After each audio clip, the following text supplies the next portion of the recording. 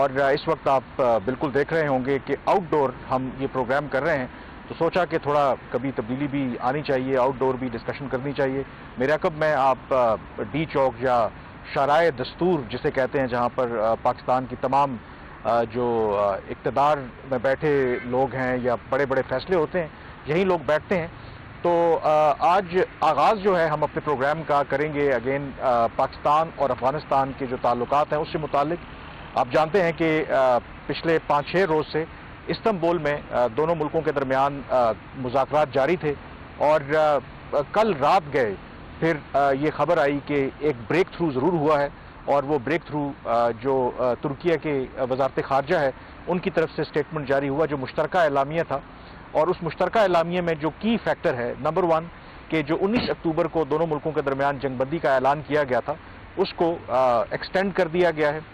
दूसरा इम्पॉर्टेंटली एक जो मैकेनिज्म है वो बनाने की बात हुई है, जिसमें ये जो सीज़ फायर है या जो बाकी इश्यूज़ हैं उसको किस तरीके से मॉनिटर किया जाए और वेरीफाई किया जाए, और कोई भी अगर फरीक उसको वायलेट करता है तो फिर उसके खिलाफ पेनल्टी भी होगी। और अगली जो सबसे अहम बात है कि 6 नवंबर को इस्तांबुल में ही दोबारा मुज़ाकरात होंगे जिसमें मोडेलिटीज़ तय की जाएंगी। अब ये जो मुश्तरका एलामिया सामने आया है ये आधी खबर है, पूरी खबर हम आपके साथ शेयर करेंगे। और शहबाज, इसमें जो इम्पोर्टेंट एस्पेक्ट है कि एक लम्हे ये लगा कि मुज़ाकरात बिल्कुल नाकाम हो जाएंगे।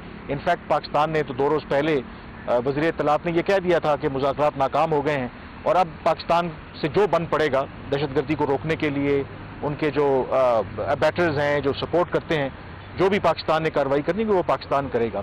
लेकिन फिर गुज़श्ता जो 1 दिन पहले 2 दिन पहले जब पाकिस्तानी वफ़द बिल्कुल इस्तांबुल से जाने वाला था, वो तैयारे में बैठने वाले थे, तो तुर्की की रिक्वेस्ट पर फिर पाकिस्तानी वफ़द रुका, दोबारा एक नशिस्त हुई, और उस नशिस्त के बाद ये मुश्तरका एलामिया सामने आया है। बहुत बड़ी डेवलपमेंट इसलिए है कि एटलीस्ट जो ब्रेक थ्रू इस हद तक अचीव ज़रूर हुआ है कि जो सीज़ फायर है वो कंटिन्यू करेगा। और बिल्कुल इसमें जो 2 कंट्रीज़ का रोल है, बड़ा मुस्बत रोल है, तुर्किया का और कतर का, वो अप्रिशिएट करने वाला कि उन्होंने आखिरी दम तक ये कोशिश की कि दोनों ममालिक जो इस्लामी ममालिक हैं दोनों में मज़ीद जंग ना हो। हैविंग सेड दैट, पाकिस्तान के जो कंसर्न्स हैं वो आज भी अपनी जगह पे मौजूद हैं। जो सीज़ फायर मुआहदा है वो भी गालिबन अनकंडीशनल नहीं है और ओपन एंडेड भी नहीं है। तो इसका मतलब ये है कि कुछ ऐसी चीज़ें वहाँ पे तय हुई हैं जिसके भी आप डिटेल्स भी बताएंगे कि जो अगर अफगान गवर्नमेंट, जो इंटरिम गवर्नमेंट है वहाँ पे, उन पे इम्प्लीमेंट करती है तो पाकिस्तान सीज़ फायर को जो ऑनर कर, तो ये वो कौन सी बड़ी चीज़ें हैं जिसके ऊपर बात हुई है, और किस हद तक ये बात कही जा सकती है कि ये जो सीज़ फायर है ये शॉर्ट टर्म नहीं है, ये लॉन्ग टर्म में भी ये चलेगा। अच्छा, तुर्की की आपने बात की है, हमारे अकब में शाराए दस्तूर पर आपको तुर्की के फ्लैग्स और जो रजब तैयब उर्दवान है उनकी तस्वीर भी नजर आएंगी, क्योंकि 2 रोज़ पहले तुर्की का नेशनल डे था और पाकिस्तान ऑफ कोर्स तुर्की के बड़े स्ट्रॉन्ग रिलेशनशिप है। तो जो मैंने आगाज़ में ही कहा था कि ये जो मुश्तरका एलामिया सामने आया है ये आधी खबर है। जो असल खबर है कि आप समझ लें कि असल में कोई बहुत बड़ा ब्रेक थ्रू नहीं हुआ, बट क्योंकि तुर्की और कतर इन मुज़ाकरात की मेज़बानी भी कर रहे थे, मीडिएशन भी करवा रहे थे, और जब कोई इस तरह से मेज़बानी करता है, मीडिएशन करवाता है, तो उनकी ख्वाहिश होती है कि कोई भी जो प्रोसेस है वो बेनतीजा साबित ना हो, मामलात आगे बढ़ते रहें। तो ये एक आप कह सकते हैं कि एक स्टॉप गैप अरेंजमेंट है, एक इंटरम एक मेजर है। और जो मेरी पाकिस्तानी हुकाम से बात हुई है, जो आपने जिक्र किया, उसमें बिल्कुल पाकिस्तान ने इसको वेलकम किया है कि जो तुर्की और कतर की ये मीडिएशन है और ये जो सीज़ फायर एक्सटेंड हुई है। बट उसमें इंपॉर्टेंट एस्पेक्ट्स हैं जो आपने जिक्र किया। उसमें जो सबसे इम्पोर्टेंट बात है, पाकिस्तान जो मेरे सीनियर एहलकारों से बात हुई है, ये ओपन एंडेड नहीं है, यानी कि इनडेफिनेट पीरियड के लिए सीज़ फायर नहीं है, ना ही बगैर किसी शराइत के है कि ऐसा नहीं है कि ये बस ऐसे ही चलती जाएगी। नंबर 1 इसमें ये पॉइंट है, जो पाकिस्तानी हुकाम कह रहे हैं कि इस जो इंटरम पीरियड में भी या बुरी जो भी एक अग्रीमेंट हुआ है, इसमें जो सबसे बड़ा टेस्ट केस है कि सीज़ फायर के हवाले से, वो ये है कि क्या अफगानिस्तान जो उसकी सरजमीन पाकिस्तान के खिलाफ इस्तेमाल हो रही है, इस पीरियड के दौरान वो उस पर कायम रहते हैं। अगर तो कायम रहेंगे तो पाकिस्तान भी इस सीज़ फायर को ऑनर करेगा, और इन द मीन वाइल वो कोई वेरीफाइबल और इस तरह के एक्शंस भी लेते हैं टीटीपी और बाकी जो मुखालिफ ग्रुप हैं। लेकिन अगर ऐसा नहीं होता और दहशतगर्दी के वाक़यात पाकिस्तान में जारी रहते हैं, तो फिर पाकिस्तान कहता है कि वो इसकी ज़मानत नहीं दे सकते कि ये सीज़ फायर जारी रहेगी। फिर पाकिस्तान अपने मुताबिक जो भी इंटरेस्ट प्रोटेक्ट करने हैं वो ये करेगा।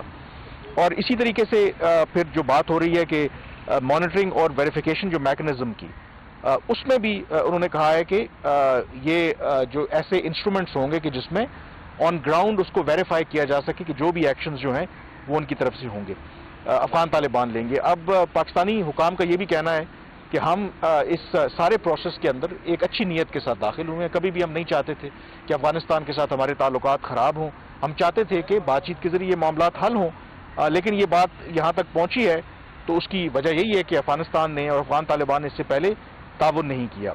अब इम्पॉर्टेंटली पाकिस्तान ने अगेन ये कहा है कि इस सीज फायर का सब दारो मदार अफगानिस्तान के ऊपर है, वो किस हद तक रोकते हैं इन दहशतगर्द ग्रोहों को, और अगर वो रोकेंगे तो पाकिस्तान को प्रॉब्लम नहीं है, लेकिन अगर वो नाकाम रहेंगे तो then we will also act. So clearly यहाँ पर एक आप कह सकते हैं कि एक स्टेप आगे बढ़ा तो जरूर है, यानी कि पूरा प्रोसेस कलैप्स नहीं हुआ। जो मेरी बातचीत हुई है उसमें यही है कि प्रोसेस कलैप्स ना हो, बाकी चीज़ें तक एक वक्त मांगा है बीच में, क्योंकि 6 नवंबर को दोबारा मुज़ाकरात होंगे। तो इन द मीन वाइल ख़ास करके अफगान तालिबान जो हैं वो अपनी क़यादत के साथ मशावरत करें जो पाकिस्तान के मुतालबात हैं, क्योंकि पाकिस्तान अपने मुतालबे पर खड़ा हुआ है। सिंगल पॉइंट एजेंडा है, TTP के खिलाफ आपने कार्रवाई करनी है, BLA के खिलाफ, बलोच दहशतगर्द तंजीमों के खिलाफ, और एक ऐसी कार्रवाई करनी है जिनको ऑन ग्राउंड वेरीफाई भी किया जा सके।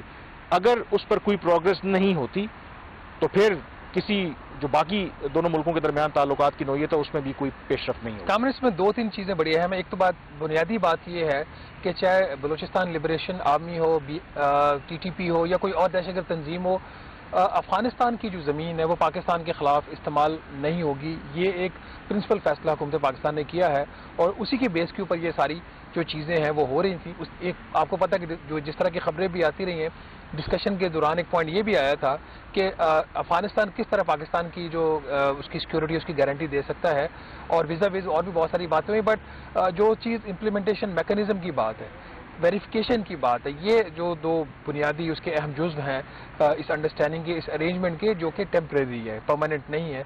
और अगर वेरिफिकेशन की बात है तो वेरिफिकेशन कौन करेगा? डेफिनेटली जो इतलात आ रही है वो इम्पार्शियल और थर्ड कंट्री वेरिफिकेशन करेगी। क्या वेरिफिकेशन करेगी? जिसमें ये जो 2-3 पॉइंट्स आ रहे हैं कि उनकी ज़मीन इस्तेमाल नहीं हो रही, उनकी लॉजिस्टिक्स जो है वो उसको सस्पेंड कर रहे हैं, और जो उनकी जो लीडरशिप है उसके खिलाफ एक्शन हो रहा है। तो आप समझते हैं कि ये बड़ा कॉम्प्लेक्स एक चीज़ है। मतलब इन चीज़ों को वेरीफाई करना है, किस तरीके से वेरीफाई किया जाए कि वाकई लॉजिस्टिक्स सस्पेंड हो गई हैं उनकी, वाकई उनके खिलाफ एक्शन हुआ है। ये इम्पार्शियल जो वेरिफिकेशन है ये क्या फिर तुर्किया करेगा, कतर करेगा, या उनको ज्वाइंट कोई टीम है? इसके ऊपर अभी फैसला होना है। देखें, इसमें अभी फैसला होना है। जो मोडेलिटीज़ की बात हो रही है, प्रिंसिपली तो ये एग्री हो गया कि एक मैकेनिज्म होना चाहिए, क्योंकि दोनों मुल्कों के दरमियान एतमाद का इतना फुकदान है कि ये खुद से तो मामला अगर हल कर लेते तो शायद ये मामला तुर्की और कतर के पास जाता भी नहीं। उसमें 2 प्रपोजल्स हैं। एक तो क्वाड्रिलैटरल फोरम की फ्रेमवर्क की बात हो रही है, यानी कि चारों जो ममालिक हैं, पाकिस्तान, अफगानिस्तान, कतर और तुर्की शामिल हों, और क्योंकि तुर्की और कतर मीडिएटर्स हैं, गारंटर्स हैं, और वो मेरे ख्याल में बेहतर तौर पर जज कर सकेंगे कि फ़र्ज़ करें कि पाकिस्तान को लगता है कि कोई दहशतगर्दी का वाक़या हुआ है और उसके ताने बाने अफगानिस्तान से जाकर मिलते हैं। क्योंकि इन मुज़ाकरात में जो 5 रोज़ा मुज़ाकरात थे, पाकिस्तान ने कई मौक़ों के ऊपर उनको क्लियरली विद टाइम स्टैम्प और बाकी जो भी एविडेंस है वो प्रोवाइड किए उनको कि ये देखें ये जो क़यादत है TTP की कहाँ बैठी हुई है, कहाँ से ये ऑपरेट कर रहे हैं। इवन जो हालिया पाकिस्तान में दहशतगर्दी के वाक़यात हुए हैं उसमें अफ़गान जो नेशनल मुलव्वस पाए गए हैं, उनकी जो फ्यूनरल्स हैं वो अफ़गानिस्तान में किस किस जगह पे हुई हैं, और वो चीज़ें सारी, और उसके बावजूद अफ़गान तालिबान जो हैं वो बैक ट्रैक करते रहे। तो पाकिस्तान का अब ये कहना है कि चलें आप हमारी बात पर तो उनको शायद यकीन ना करें, लेकिन जब तुर्की और कतर भी उसमें होंगे तो फिर वो एक दबाव उनके ऊपर ज़रूर होगा। तो एक क्वाड्रिलैटरल जो फ्रेमवर्क है उसकी बात हो रही है, या इस तरह की कोई टेक्निकल जो कमेटी है उसकी बात हो रही है, बट स्टिल मेरे ख्याल में उसकी जो मोडेलिटीज़ हैं वो तय होना बाकी है। क्योंकि अफगान तालिबान इन जो 5 रोज़ा मुज़ाकरात हुए, वर्बली वो पाकिस्तान से एग्री करते थे कि जी बिल्कुल आपके कंसर्न जेन्युइन है, लेकिन जब रिटन इन चीज़ों को लाने की बात होती थी वहाँ पे वो बैक ट्रैक कर जाते थे। कम से कम 3 मरतबा ऐसा ज़रूर मौका आया कि जब एक ड्राफ्ट के ऊपर एग्रीमेंट हुआ, every time Afghan Taliban agree किए ड्राफ्ट के ऊपर, और 11th आवर वो बैकआउट कर गए, क्योंकि बाकी बातें वो मान लेते थे लेकिन जो इन राइटिंग है वो मानने के लिए तैयार नहीं थे, और इस वजह से फिर मामलात आगे नहीं बढ़े। और फिर एट वन पॉइंट पाकिस्तान ने कहा तो हम तो मुज़ाकरात नहीं करेंगे, पाकिस्तान का डेलीगेशन वापस आने वाला था। फिर तुर्की ने कोशिश की और उन मुज़ाकरात को या इस डील को किसी तरीके से सैल्वेज किया गया है। डिफ़िकल्ट प्रोसेस है। जो अफगान तालिबान का ट्रैक रिकॉर्ड है उसमें मेरे ख्याल में इसीलिए पाकिस्तान कॉशियसली ऑप्टिमिस्टिक है।